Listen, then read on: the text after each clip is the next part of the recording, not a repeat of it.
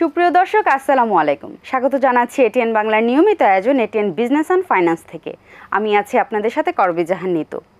আজকে আমরা কথা বলবো শেয়ার বাজার, ব্যাংক ও বীমা আর্থিক প্রতিষ্ঠানের সংস্কার এবং করণীয় কী, অতীতে কেমন ছিল, বর্তমানে কেমন চলছে এবং এর ভবিষ্যৎ পরিকল্পনা কী, এই নিয়ে আমরা কিছু ডিটেলস আলোচনা করব। যার জন্য আমরা আমাদের এটিএন বাংলা স্টুডিওতে দুজন বিশেষ অতিথিকে আমন্ত্রণ জানিয়েছি। আমি আপনাদের সাথে তাদের পরিচয় করিয়ে দিচ্ছি। আমাদের সাথে আজকে আছেন ডক্টর মাহফুজ কবির, অর্থনীতিবিদ, এবং আমাদের সাথে আছেন ব্যারিস্টার AM মাসুম, কোম্পানি আইন ও অর্থনীতি বিশ্লেষক। আপনাদের দুজনকে অনেক অনেক ওয়েলকাম করছি আমাদের এটিএন বাংলাতে। ডক্টর মাহফুজ কবির, আপনার কাছে আমি একটু জানতে চাবো শেয়ার বাজার নিয়ে। গত প্রায় 12-13 বছরের বেশি সময় ধরে শেয়ার বাজারের যে লুটপাট চলছে, সরকার পতনের পর কিছুটা সংস্কারও হলো, তারপরেও শেয়ার বাজারের দরপতনের বিষয়টাকে আপনি কিভাবে দেখছেন? ধন্যবাদ। আসলে শেয়ার বাজার সেই 2010-এর পরে খুব একটা ঘুরে দাঁড়ায়নি। মাঝখানে কিছু ডিমিউচুয়ালাইজেশন এবং অন্যান্য কাজ হয়েছিল, এটা ঠিক আছে, কিন্তু এর পরেও খুব একটা লাভ হয়নি। মানে এই যে চক্রের মধ্যে আবর্তের মধ্যে খুব পাখা ছিল, তার মধ্যে আছে। মূল বিষয়টা হচ্ছে কি, যে এখানে সাধারণ মানুষের একটা ধারণা হলো যে এখানে বিনিয়োগ করে কোনো লাভ নেই। তখন তারা যতই ঢালবেন টাকা, ওইটা আসলে চলে যাবে, কেউ না কেউ তারা টাকা সরিয়ে নিয়ে যাবে। আসলে যারা অ্যাডমিনিস্ট্রেটর রয়েছেন তাদের উপরে একেবারেই আস্থা নেই সাধারণ বিনিয়োগকারীদের। এই কারণে কিন্তু খুব একটা লাভ হচ্ছে না, এটা একটা বিষয়। আরেকটা বিষয় হচ্ছে যে ভালো কিছু প্রতিষ্ঠান তো দরকার, এখানে বিদেশি প্রতিষ্ঠানদের দরকার। মানে বিদেশি কোম্পানিগুলো যদি আসে, নাম করা কোম্পানিগুলো যদি কাজ করে এখানে, তাহলে সেক্ষেত্রে তখন কিন্তু একটা ইন্ডিকেশন আসে সাধারণ ব্যবসায়ী যারা বিনিয়োগকারী তাদের মধ্যে।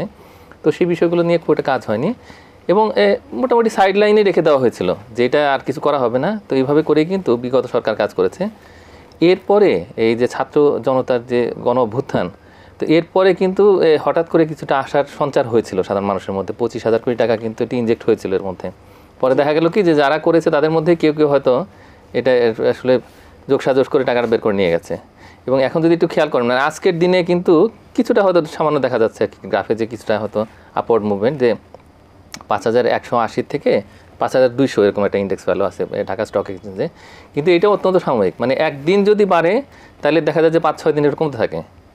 তো এই হচ্ছে পরিস্থিতি। এবং আমরা একটু ধারণা করছিলাম যে ঠিক আছে, এখানে যে টাস্কফোর্সটা হয়েছে তারা হয়তো কিছু কাজ করবে, যেহেতু নতুন এখানে এটা স্টক এক্সচেঞ্জের কিন্তু মানে একটা অ্যাডমিনিস্ট্রেটর নতুন করে নিয়ে দেওয়া হয়েছে এবং তিনিও একটু আশা সঞ্চার করছিলেন কিন্তু সবার মধ্যে, যে না ঠিক আছে শেয়ার বাজার ঘুরে দাঁড়াবে, কিন্তু আলটিমেটলি কিছু হচ্ছে না। তো এই হচ্ছে পরিস্থিতি, মানে আসলে সাধারণ মানুষের মধ্যেও আস্থা নেই এবং একই সঙ্গে টাস্কফোর্সেরও কি ধরনের কি করছে, এখন যেটা হচ্ছে যে ঠিক আগেও যা হচ্ছিল এখনও তাই হচ্ছে। মানে ওইরকম কোনো সিগনিফিক্যান্ট যে একটা চেঞ্জ, ওইটা কিন্তু আসেনি আসলে শেয়ার বাজারে। এবং এটার কারণেই সাধারণ মানুষের মধ্যে এই শেয়ার বাজার নিয়ে তেমন কোনো আগ্রহও নেই। ব্যারিস্টার AM মাসুম, আপনার কাছে যদি একটু জানতে চাই, যে এই শেয়ার বাজার রিলেটেড কথাই আমরা বলবো, যে এই ক্যাটাগরির কোম্পানিগুলো গ্রাহকদের প্রতি বছর একটি ডিভিডেন্ড দিয়ে থাকেন, তারপরেও কেন শেয়ার বাজারের এত নিম্নমুখী অবস্থা, আপনি কি বলে মনে করেন? আমি অ্যাকচুয়ালি একমত ওনার সাথে। কারণ এখানে আমাদের যদি এই ক্যাপিটাল মার্কেটের যদি সময় দেখেন, সেটা হলো 1954 থেকে, এবং এর পরেও আমরা দেখেছি যে অন্য যেমন চায়নার ক্যাপিটাল মার্কেট বা যদি ভিয়েতনামের ক্যাপিটাল মার্কেট দেখেন, তার অনেক অ্যাডভান্স হয়েছে। বাট বাংলাদেশে যে হারে বা যেভাবে অ্যাডভান্স হওয়ার কথা ছিল সেটা না। যদি আপনি বছরের প্রথম দিকের দেখেন, 6,200 ছিল আমাদের ইন্ডেক্স, সেটা এখন ডিসেম্বরের এন্ডে যদি সেটা আসছে 5,200-তে। এবং আমাদের যদি নেট ক্যাপ দেখেন, যেটা ক্যাপিটাল মার্কেটের ইকুইটি পার্টে যদি দেখেন, আপনার কত 7,80,000 অ্যারাউন্ড ছিল, সেটা এখন কমে 6,50,000 করোড় টাকার মতো হয়েছে। সেই যদি হয় একটা নেট ক্যাপ একটা মার্কেটের, সেটা কিন্তু কখনোই ভালো বা গুড সিগন্যাল দিচ্ছে না। কারণ যে কোনো ডেভেলপড ইকোনমিতে আপনি দেখবেন যে এক্সটার্নাল ফাইন্যান্স বা কোম্পানির বা যে কোনো ইনভেস্টমেন্টের, বড় ইনভেস্টমেন্টের, সেটা হলো আসে কিন্তু ক্যাপিটাল মার্কেট থেকে। এবং হেলদি ইকোনমির আপনি মোরলেস আপনি দেখবেন 70-75% কিন্তু তারা এই ক্যাপিটাল মার্কেট থেকে তাদের ইনভেস্টমেন্টটা অ্যাকচুয়ালি নেওয়া হয়। বাট 20-25 বা 30% আসে হলো তাদের মানি মার্কেট থেকে, যেটা ওয়ার্কিং ক্যাপিটাল হিসেবে ইউজ করা। তাহলে লং টার্ম ইনভেস্টমেন্ট টোটালটাই কিন্তু সব জায়গাতেই ক্যাপিটাল মার্কেট থেকে আসে। সেই সাপোর্টটা কিন্তু বাংলাদেশের বা আমাদের ক্যাপিটাল মার্কেট থেকে সেটা হচ্ছে না। আরেকটা যেটা আপনি এই ক্যাটাগরির কোম্পানির কথা বলেছেন, আমাদের সবচেয়ে বড় যেটা ডিসঅ্যাডভান্টেজ এই মার্কেটে সেটা হলো যে ভালো ইস্যুয়ার বা ভালো কোম্পানি লিস্টেড হচ্ছে না, এবং অল্প কয়েকটা লিস্টেড কোম্পানি যেটা হাতে গোনা। আপনি যদি ফরেন ইনভেস্টমেন্ট দেখেন তাহলে তাদেরকে ঘুরে ফিরে হয়তো বা দেবেন 20 to 25 কোম্পানিজের মধ্যে 20 কোম্পানিও তার অনেক সময় খুঁজে পায় না যেখানে ইনভেস্ট করা যায়, এই রকম কোম্পানি পাওয়া যায় না। তো সেই যদি 20 বা 25 সেই কোম্পানিগুলি, হ্যাঁ দিজ আর গুড কোম্পানিজ, এবং তারা রেগুলার বেসিসে আপনি দেখবেন যে ডিভিডেন্ড তাদের 10% এবং অনেকগুলিতে 100%-এর উপরে মাল্টিন্যাশনাল কোম্পানি যারা ডিভিডেন্ড দিচ্ছে। সো অলওয়েজই যারা ইনভেস্টার এখানে তারা কিন্তু বেনিফিটেড হয়।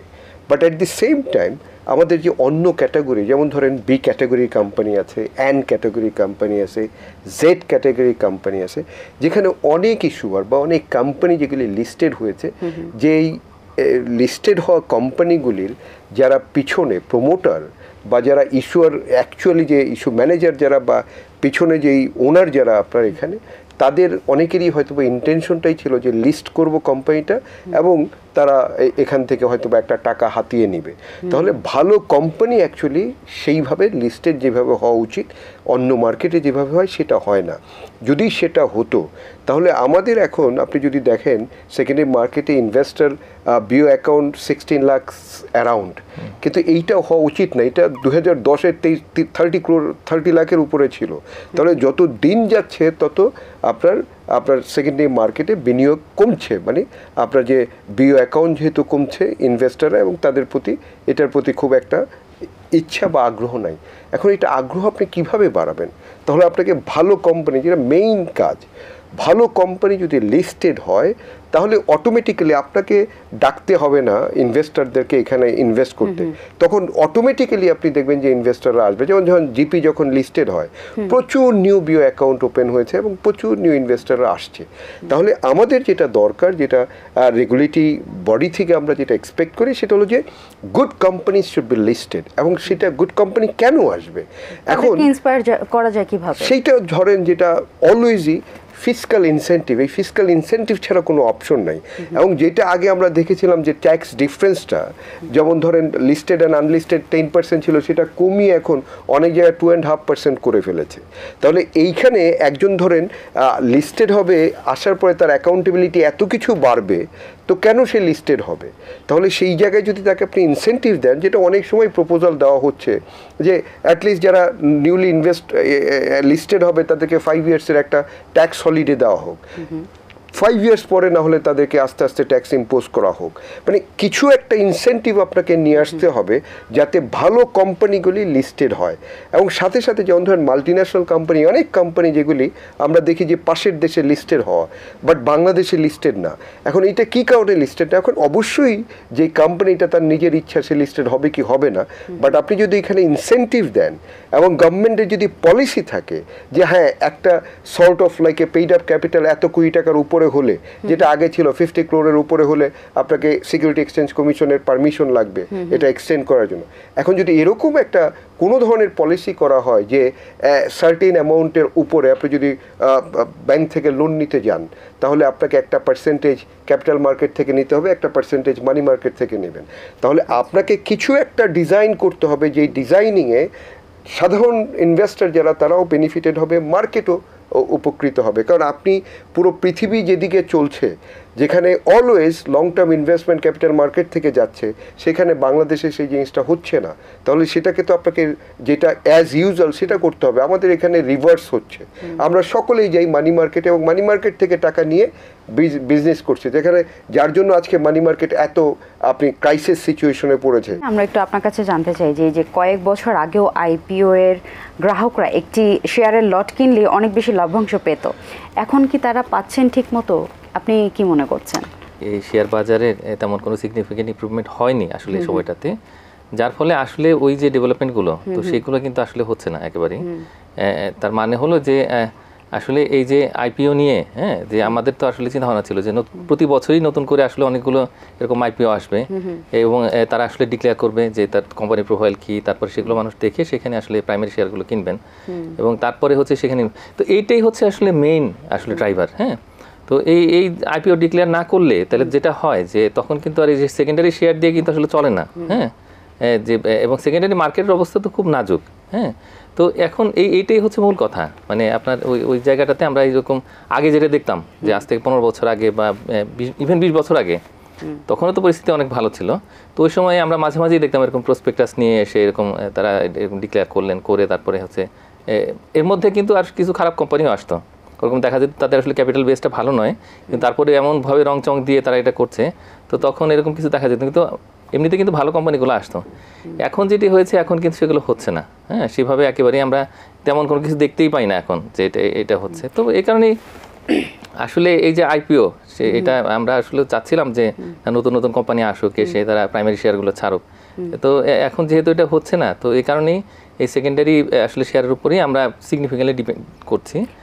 যে আপনি ওনার কথার সাথে কতটুকু একমত প্রকাশ করবেন যে আইপিও গ্রাহকরা যে লট কিনলে লাভ্যাংশ পাচ্ছে এই বিষয়টা, এবং আমাদের সাথে এতটুকু আমাদেরকে একটু জানাবেন যে যারা শেয়ার মার্কেট লুটপাট করেছে তাদেরকে আসলে আইনের মানে আইনগত দিক থেকে আপনি এটাকে কিভাবে বিশ্লেষণ করবেন, ওনাদের আইনের আওতায় কিভাবে আনা যেতে পারে? আসলে এখানে যেটা হয়েছে, ধর আপনি আইপিওতে যেটা হয় কি প্লেসমেন্টে, এখন যদি একটা ভালো কোম্পানি আসে তাহলে ভালো কোম্পানি ধরেন আপনি যদি এটাকে যদি ধরেন ফেস ভ্যালু জেনারেলি বুক বিল্ডিং বা যদি ওদের ফিক্সড প্রাইসে যদি আসে তাহলে ফেস ভ্যালু যদি ধরেন 10 টাকা, তাহলে অর্ডিনারি যারা শেয়ার হোল্ডার ওই আইপিও যখন হয় দেখা যায় যে একজন 5টা বা 10টা বা 20টা হোয়াট এভার দি কোয়ান্টিটি তারা পেল, ওই শেয়ারটা যখন তারা আবার মার্কেটে ট্রেড হয় দেখা যায় 10 টাকার শেয়ারটাই 30 টাকা বা 40 টাকাতে ট্রেড হচ্ছে। তাতে একটা এডিশনাল যারা সেকেন্ডারি মার্কেটে করতো তাদের একটা এই আইপিওর মাধ্যমে একটা ভালো দেখা যেত প্রফিট করতে পারতো। কিন্তু প্রবলেম হলো যেটা যে ভালো কোম্পানি যদি আসে তাহলে এই কোম্পানিটা যত দিন যাবে তত বেশি ভালো হবে এবং তত বেশি বেনিফিটেবল হবে কিন্তু এই যারা অর্ডিনারি শেয়ার হোল্ডার বা সেকেন্ডারি মার্কেটে যারা ট্রেড করে। কিন্তু আমরা যখনই ইনটেক করছি ভালো কোম্পানি না, দেখা যাচ্ছে যে তারা সামহাও খারাপ কোম্পানি যেগুলি পরে দেখে আমরা জেড ক্যাটাগরিতে চলে যাই, সেই কোম্পানি যখন লিস্টেড হচ্ছে তার মানে কি হচ্ছে, মানে হচ্ছে যদি আপনি ভালো কোম্পানি হতো তাহলে সে তো এক ক্যাটাগরি থাকতো, সে তো আর জেড ক্যাটাগরিতে যেত না।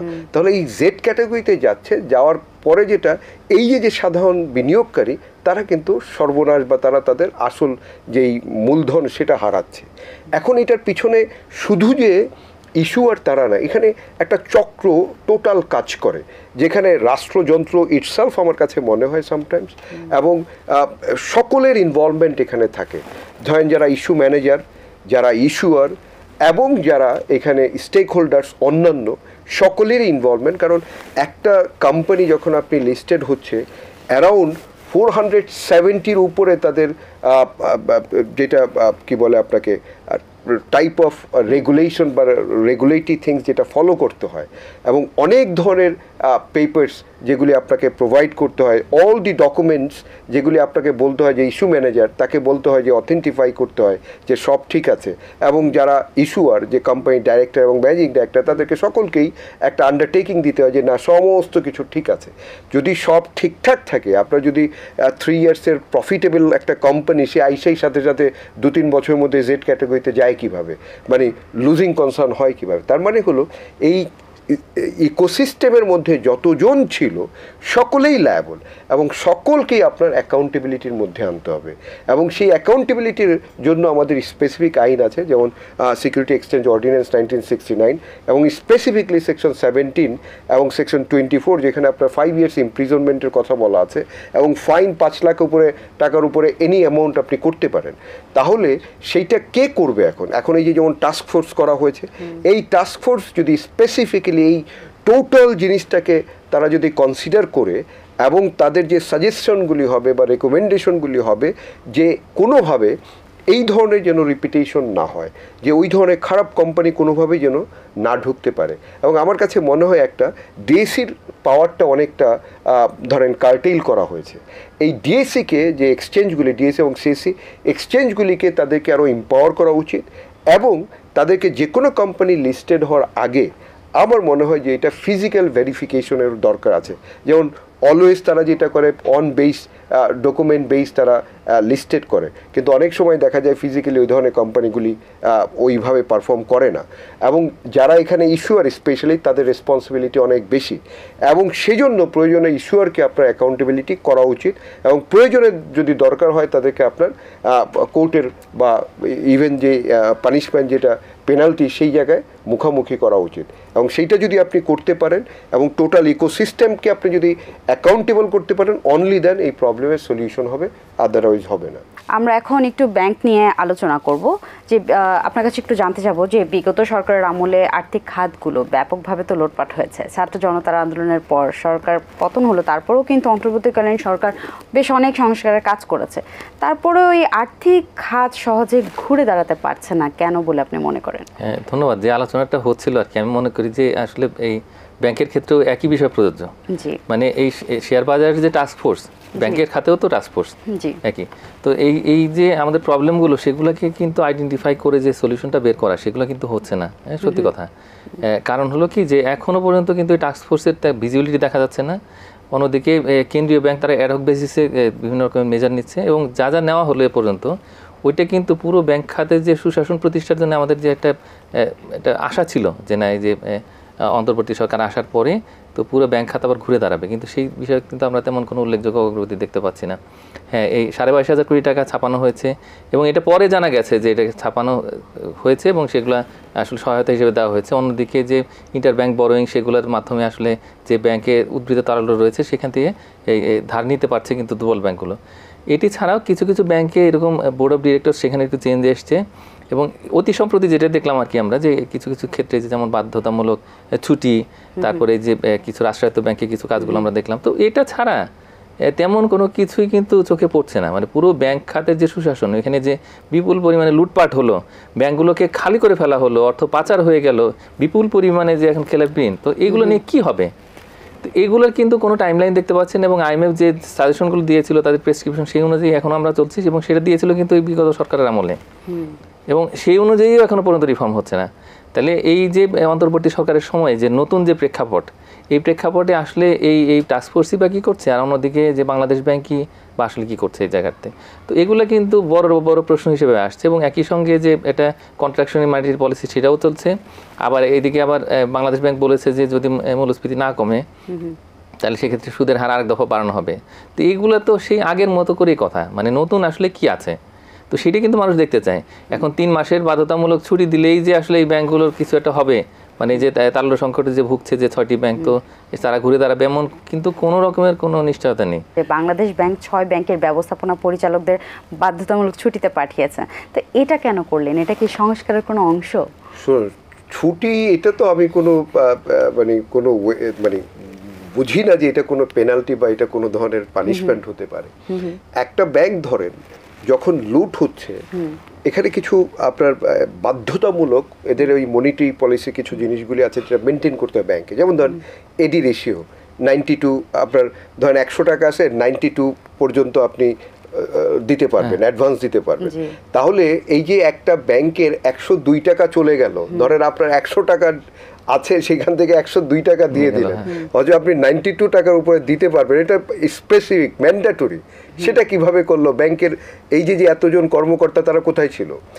তারপর ধরেন সিআরআর মেনটেন করতে হয়, 4% মিনিমাম তাকে রাখতে হবে বাংলাদেশ ব্যাংকে, সেই টাকাটা গেল কোথায়?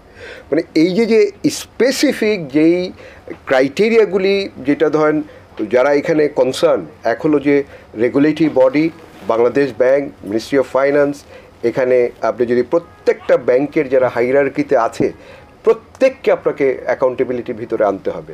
সাথে সাথে এটা কোনো স্পেসিফিক যেটা দেখা যায় ডাইরেক্ট লুট হয়েছে, এখানে অন্য কোনো কিছু না, যে একদিক থেকে টাকা কালেক্ট করা হয়েছে, বিভিন্ন দেশের বিভিন্ন জায়গা থেকে টাকা কালেক্ট করে ঢাকায় রেখেছে, 1 ব্রাঞ্চ বা 2 ব্রাঞ্চ থেকে পুরো টাকাগুলো নিয়ে নেওয়া হয়েছে।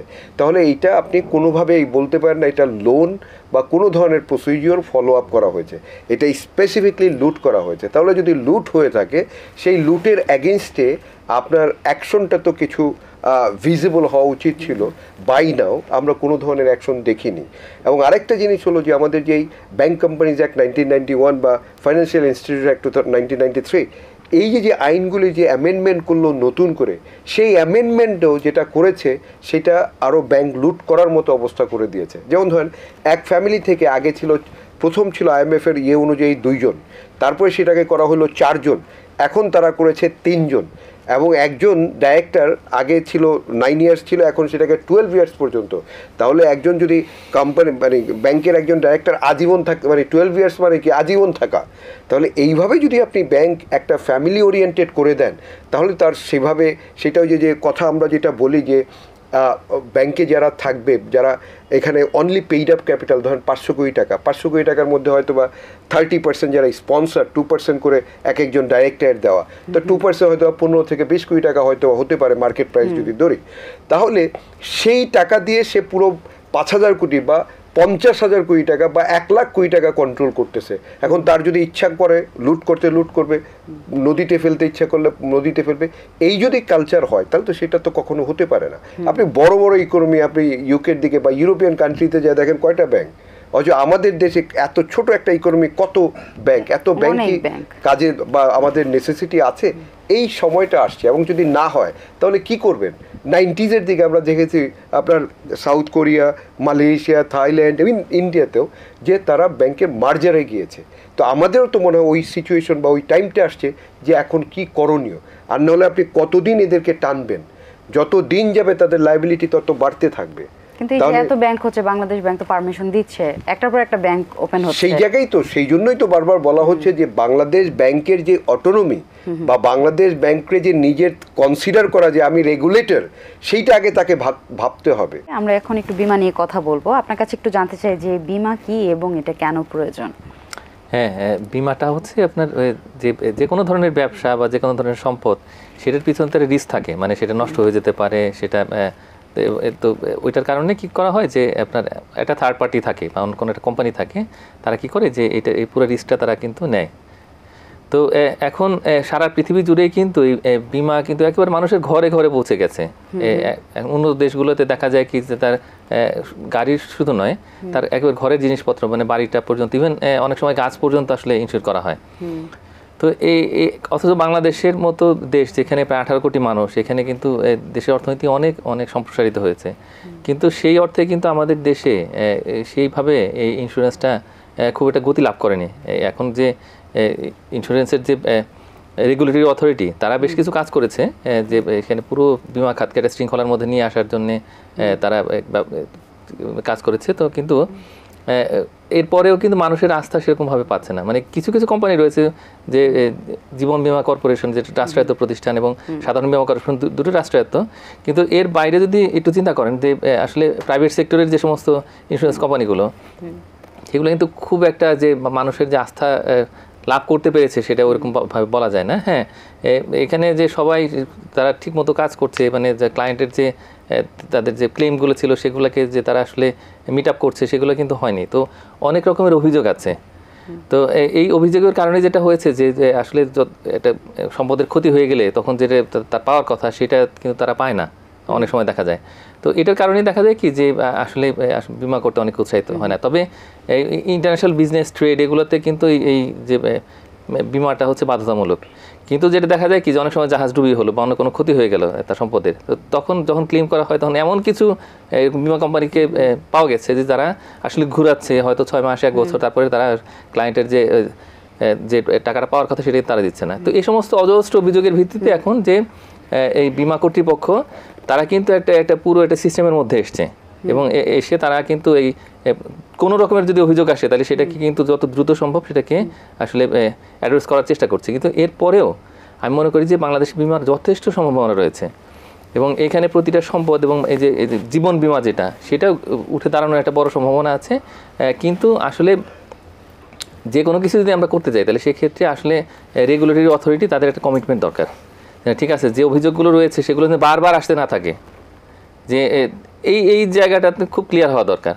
তো এই জায়গাতে আমি মনে করি যথেষ্ট পরিমাণে গ্যাপ রয়েছে এই মুহূর্তে।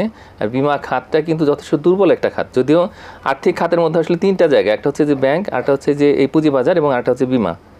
কিন্তু বীমা খাতটা এতটাই দুর্বল বাংলাদেশে যে আসলে এইটার তোয়াক্কাই মানুষ করে না, অথচ প্রতিটা জায়গাতে মানে মানুষের বীমা দরকার। তো তো এটা খুবই আনফরচুনেট যে এখানে দেশের বাইরে তো বিমাটা খুব স্ট্রং। হ্যাঁ, এখানে শুধুমাত্র কিন্তু এই যে রিস্ক যেটা হচ্ছে নেওয়া আর কি, যে আরেকজনের পক্ষ হয়ে, তো এটাই নয়, বরং এখানে কিন্তু বিপুল পরিমাণে কর্মসংস্থানের সুযোগ রয়েছে। তো সেই বিষয়টাও কিন্তু এরকম ইগনোর করা হচ্ছে যে এইটা যদি ঠিকমতো দাঁড়াতে পারতো, রেগুলেশনগুলো যদি ভালো হতো, তাহলে সেই ক্ষেত্রে তারা মানুষের শুধুমাত্র দাঁড়িয়েই নয়, বরং তারা কিন্তু আসলে বড় রকমের কর্মসংস্থানেও একটা ভূমিকা রাখতে পারতো। সেটা আসলে হচ্ছে না বাংলাদেশে। জি, আপনার কাছে একই প্রসঙ্গে আমি জানতে চাবো যে এই যে গ্রাহকরা তো একটি প্রিমিয়ারের মাধ্যমে টাকা প্রদান করে থাকে, বা প্রতি এই কোম্পানিগুলো আসলে নির্দিষ্ট সময়ে, মানে তাদের বিপদের সময় টাকাটা যে ব্যাক করে না, উনি যা বললেন, তো আপনি এই বিষয়ে কি বলবেন? আসলে ধরেন আমাদের যদি ডেটা দেখেন আপনি, ইন্স্যুরেন্স পেনিট্রেশন টু জিডিপি বাংলাদেশে 0.05, মানে 1%-এরও নিচে। বাট স্ট্যান্ডার্ড যদি ইউরোপিয়ান বা হেলদি ইকোনমিতে দেখেন সেটা 35%-এর মতো হয় অনেক জায়গায়।